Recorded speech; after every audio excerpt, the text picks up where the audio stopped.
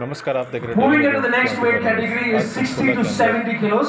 Strong man Can we have Girish Chaurasya to please join us ceremony on रखी the गई, stage? जिसमें मुख्य अतिथि के रूप में बीजेपी के मनीष तिवारी जी उपस्थित रहे, जिन्होंने विजेताओं को सम्मानित भी किया। आइए देखते हैं कार्यक्रम की कुछ झलकियां। इस मौके पर बीजेपी सांसद ने क्या कहा वो भी सुनते हैं।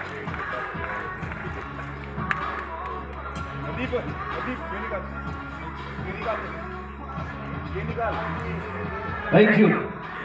Moving into our next athlete, we have Bhanu Pratap, and he's got himself 2 gold medals.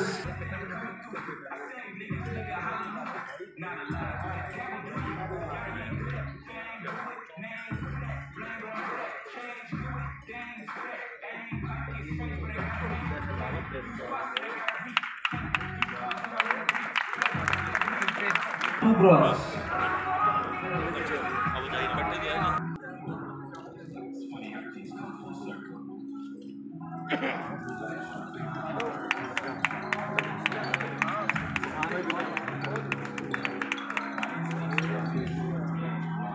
Can I have Krishna to please join me up? Krishna. Amazing energy and enthusiasm कल तो दिखाया उन्होंने अपने परफॉर्मेंस में। Fabulous, fabulous.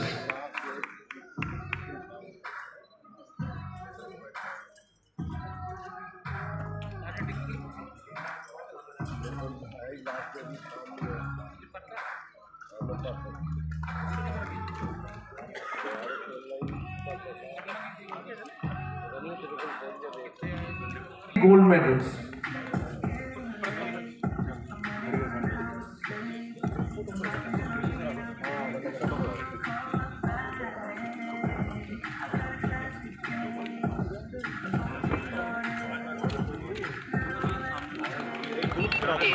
Is KVD here from Nagaland? KVD? मैं मनोज तिवारी। वैसे तो मेरा परिचय में आप सब ये जानते होंगे कि मैं दिल्ली का सांसद हूँ, एक सिंगर हूँ, एक्टर हूँ, बट ये कम लोग जानते होंगे मैं एक स्पोर्ट्स टीचर भी, एक स्पोर्ट्स कोच भी, क्योंकि मेरी पढ़ाई लिखाई BPEd MPEd की है, bachelor of physical education, master of physical education. तो इस नाते स्पोर्ट्स से हमारी एक अलग रुचि रहती है।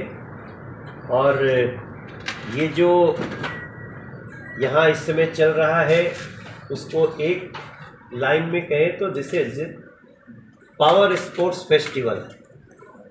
इसको सिर्फ हम बॉडी बिल्डिंग में नहीं रखेंगे, क्योंकि बहुत सारी चीज़ें, और ख़ासतौर से मैं इसलिए बहुत इस प्रतियोगिता से, इस इवेंट से प्रभावित हूँ, क्योंकि हम लोग जब छोटे थे तो हम लोग श्वार्ज़नेगर का नाम सुनते थे, और श्वार्ज़नेगर की उसकी सफलता, उसकी स्किल्स को हमारे यहाँ, हम जब बात कर रहे हैं, जब मैं यूनिवर्सिटी में होता था 89 to 94, तो सबके कमरे में श्वार्ज़नेगर की फ़ोटो लगी होती थी।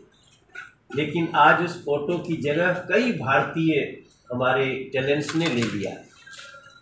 तो ये पावर स्पोर्ट्स फेस्टिवल में हम लोगों को, हमारे को बुलाने का जो मैं क्रेडिट देता हूँ हमारे सचिन ऋषि एंड राजीव ऋषि, और इसके साथ ही मेरी हेमंत जी से आज मुलाकात हुई, लेकिन मैं इनके बारे में जानता बहुत समय से।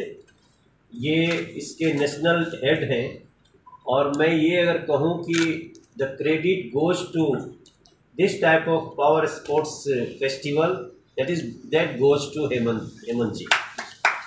और हमारे, हमको निमंत्रण देने इन दोनों के साथ साथ मेरा भाई में यतिंदर भी गए थे दिल्ली, और तभी मैंने सोच लिया था कि मैं पंचकुला की यात्रा करूंगा। और अभी कई लोगों को हमने अपने हाथ से प्राइज़ भी दिए, जिन्होंने कल जो बच्चे परफॉर्म किए हैं। और इस पावर स्पोर्ट्स के क्षेत्र में इंडिया बहुत तेज़ी से प्रगति कर रहा है। हम लोग का ये हमारे देश की जो रुचि है ना, वो कई बार ये सवाल आता है कि कुछ खास गेम्स में सबकी रुचि ज़्यादा है।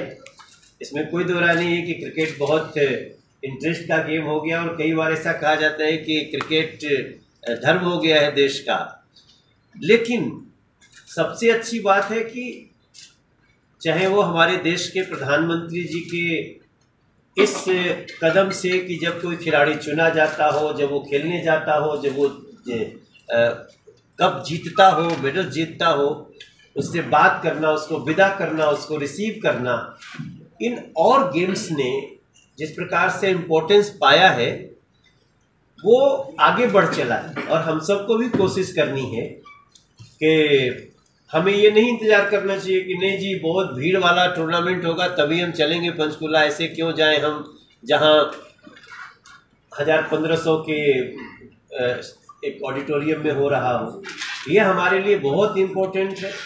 अभी जिन बच्चों को हमने मेडल्स दिए हैं उनसे छोटी छोटी बात करते हुए बहुत थ्रिलिंग एक्सपीरियंस है।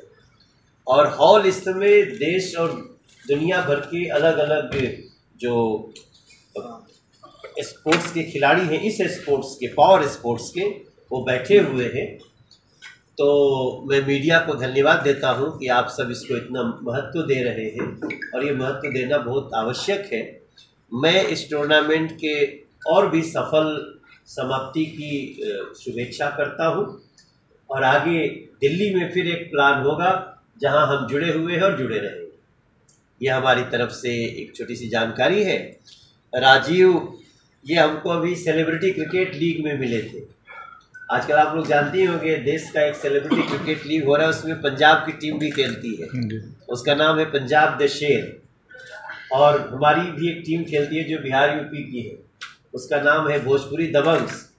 तो आंध्रा की भी टीम, मतलब ये तेलुगु की टीम है, कन्नड़ा की टीम है, तमिल की टीम है, और मलयालम की टीम है, और एक सलमान भाई की मुंबई की भी टीम है, बंगाल की भी टीम है। ये 8 ही टीम है, मतलब 64 रीजनल इंडस्ट्रीज में से हम 8 लोग खेलते हैं, उसमें पंजाब भी शामिल है। तो ये बड़ा तगड़ा खिलाड़ी है, ये बहुत मार रहा था हम लोग को मैच में। तो मैं पूछा ये है कौन यार, पता करो इसका। तो पता चला ये तो बहुत हमको बहुत प्रेम करते हैं, और मुलाकात के बाद दे इन्वाइटेड, आई एम हियर। और बहुत शुभेच्छा करता हूँ इस टूर्नामेंट को, खासतौर से हेमंत जी को, कि हम जो बहुत लोकप्रिय खेल हैं उनसे हट के भी कुछ खेलों को और लोकप्रिय बनाने की कोशिश करें। खेलों की बात चल रही है, क्रिकेट तो आप अच्छा खेलते ही, आपने कहा आपने पीपीएड, तो और कौन से खेल जो आप इंटरेस्ट है जिनमें आपका, जो आप खेलना पसंद करते हैं, जिनमें आपकी रुचि है? मैं एथलीट हूँ, मैं क्रॉस कंट्री रेसर भी हूँ। मैं 4 किलोमीटर की रेस करता हूँ, और इसके साथ साथ मैं फुटबॉलर भी हूँ, और इसके साथ साथ बाकी जो देश के सब लोग खेल लेते हैं हम खेल लेते हैं, बैडमिंटन भी खेल लेते हैं। जैसे लड़कियां भी अब आगे बढ़ते आने लगती हैं। आज आपने लड़कियों को सम्मानित भी किया, तो इसको कैसे देखते हैं? पहले लड़कियां नहीं थी, इसके वजह से दूरी बना के रखी हुई थी, अभी भी लड़कियां काफ़ी कम है, लेकिन चल रहा है, आ रही हैं लड़कियां, कैसे? देखिए, मैं इसको बहुत बहुत बड़े कैनवास पे देखता हूँ लड़कियों का इस गेम में। हमारे देश में जो एक समय आया जब लोग लड़की नहीं चाहते थे, उसका कारण ये था कि लड़कियों को एक कोने में रख देते थे। जब लड़की भी हर स्पोर्ट्स में आ सकती है, लड़की हर फील्ड में आ सकती है, तो फिर लड़का लड़की का भेद ही खत्म हो जाएगा। तो इस कैनवास पे हम देखते हैं तो ये सब बहुत ही अच्छा है, और हम सही मायने में जो बार बार वुमेन एम्पावरमेंट के साथ साथ लड़का लड़की एक समान की जो भावना होती है, वो सबको ये टूर्नामेंट इसको फुलफिल कर रहा है। और मैं हर स्पोर्ट्स के लोगों को बोलूँगा, और हर बेटी के पिता को बोलूँगा कि अपने बच्ची को उसकी इच्छा के अनुसार अपने अपने फील्ड में जाने दो। कोई हम उसके लिए मानक न तय करें। मैं भी 3 बेटियों का पिता हूँ, और तो इतना प्राउड हूँ कि मैं दुनिया को एक संदेश देना चाहता हूँ पंचकुला से कि बेटियां जब ऐसे ऐसे गेम्स में आएंगी, हर गेम्स में, तभी जा करके हम बेटा और बेटी के अंतर को समाप्त कर पाएंगे, तभी बेटियां किसी के लिए बोझ नहीं बनेगी, जो अब देश में होने लगा। जी, आप स्पोर्ट्समैन हैं, पॉलिटिशियन हैं, अभिनेता हैं, सिंगर हैं, कोई फील्ड ऐसा है जो ऑलराउंडर मनोज तिवारी ने छोड़ रखा है? एक्चुअली हर आदमी में इतना होता है, ईश्वर चांस देने की बात है, किसको मिलता है। आप यहाँ बैठे हैं, आपको भी आपको न कोई गेम्स में होंगे ही, आपकी किसी न किसी सब्जेक्ट पे विचारधारा होगी ही, बट ये है कि कौन किस समय आपकी विचारधारा पूछना चाहता है। मैंने अपने जीवन को ऐसे ढाला है कि हम समय समय पे अच्छा बुरा देश में जहाँ भी कुछ होता है, मैं अपने विचार रखता जाता था, सिंगिंग भी करता था, तो अलग अलग टॉपिक पे, मैं भ्रूण हत्या पे गाना गाता था, मैं नदियों की स्वच्छता पे गाना गाता था, मैं करप्शन पे गाना गाता था, करप्शन कैसे हो रहा है। तो ये बहुत बड़ा रॉकेट साइंस नहीं है। हाँ, चांस किसको मिलता है ये निर्भर करता है। सर, जो यंगस्टर जो है कि नशे के लत में बहुत सारे आ गए सर, उनके लिए एक मैसेज, क्योंकि अगर आप मैसेज देंगे तो शायद वो किसी को छोड़कर स्पोर्ट्स में आ जाएंगे। नशा करना आत्महत्या करने के समान।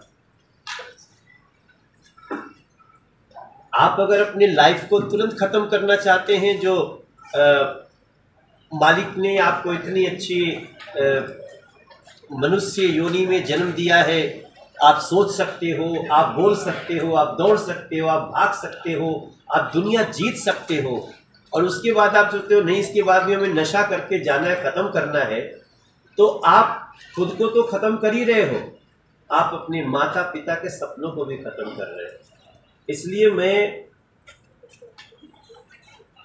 उन लोगों से भी, जो लोग अभी इसमें न गए हैं, न अभी उसके बारे में कुछ तो सोचो भी मत, और जो इसकी लत में आ चुके हैं उनके साथ हमें एक बीमार जैसा व्यवहार करना चाहिए, उनको रास्ते पे लाने की कोशिश करनी चाहिए, और स्पोर्ट्स उसका सबसे बड़ा साधन विकल्प में। और मैं जानकारी देना चाह रहा हूँ कि इसी संसद का जब कांग्रेस रिजीम था तो बजट बना था लगभग 3000 करोड़ का, और जगह उसमें जो थी वो जितने जगह में थी लगभग 32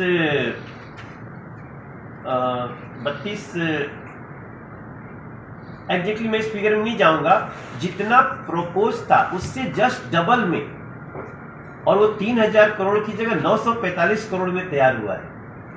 तो ये सब जानकारी भी धीरे धीरे मीडिया के थ्रू आएगी, लेकिन मैं प्रार्थना करना चाहता हूँ, नरेंद्र मोदी जी का विरोध करो, आप अपोनेंट हैं तो उस संसद का विरोध कैसे करेंगे जो किसी प्रधानमंत्री ने अपने कार्यकाल में बना के दे दिया, और जो राष्ट्रपति जी को गाली देते हैं, जो राष्ट्रपति जी को अपमानित करते हैं, वो खुद अपने गिरेबान में झांक के देखें कि क्या वो संविधान से न्याय कर रहे हैं। अभी 4 महीना पहले जब महामहिम राष्ट्रपति जी का संयुक्त अधिवेशन था, राष्ट्रपति जी दोनों सदनों के ऊपर है, और उनका एक चलन आ रहा है ट्रेडिशनली कि राष्ट्रपति जी साल में 1 या 2 बार, या जब सदन चलता है तो संयुक्त अधिवेशन को संबोधित करती हैं। और जब उन्होंने लास्ट किया तो विपक्ष के लोगों ने उनका बहिष्कार कर दिया सुनने का ही। हम कह रहे हैं आप सुनने आओ, उनकी बात आपको ठीक नहीं लगी तो आप वॉकआउट कर जाइए, मगर हम सुनेंगे ही नहीं, हम आएंगे ही नहीं। ऐसा व्यवहार विचार रखने वाले लोग अगर इस समय ये बातें करते हैं तो सिर्फ वो विरोध के लिए, मगर मेरी प्रार्थना है पंचकुला से, वो राहुल गांधी जी से प्रार्थना है, हाँ कहीं जो भी हो, मैं बहुत दिल से बोल रहा हूँ कि आप ये संसदीय परंपरा का उल्लंघन ठीक नहीं है। आइए कल खुशी खुशी आइए, बैंड बाजा के साथ आइए और शामिल होइए और अपनी नई संसद का स्वागत। सर, नशा मुक्ति अभियान कब तक चलेगा? ये तो अनवरत चलते रहना चाहिए, क्योंकि सावधानी हटी दुर्घटना घटी। ये तो कोई समय सीमा नहीं, लगातार हमें चलना पड़ेगा। मानसिक जो एक होता है ना कि अभी अटैच मानस से भी होता है, तो सावधान रहना पड़ेगा, स्पोर्ट्स से जुड़े रखना पड़ेगा, नशा मुक्ति पे हम काम करते ही रहना चाहिए। ये नहीं कि मैं सांसद हूँ, ये खिलाड़ी है, ये कोच हैं। हम मीडिया के लोगों को भी हम सभी लगातार सतर्क रहेंगे, लिखते रहेंगे, इसकी बुराइयों को बताते रहेंगे। तो इसको हम लोग आपसे एक सवाल कि जो प्रोटीन खाते हैं दिया जाते हैं प्रोटीन, इसमें कोई डॉक्टर की एडवाइस की जरूरत है सर? मैं दूंगा इसका आंसर। एडवाइस की जरूरत होती है जो भी हम इसका आंसर मैं देता हूँ। हर इंसान को प्रोटीन इसका आंसर मैं देता हूँ। यकीन बता रहे हैं।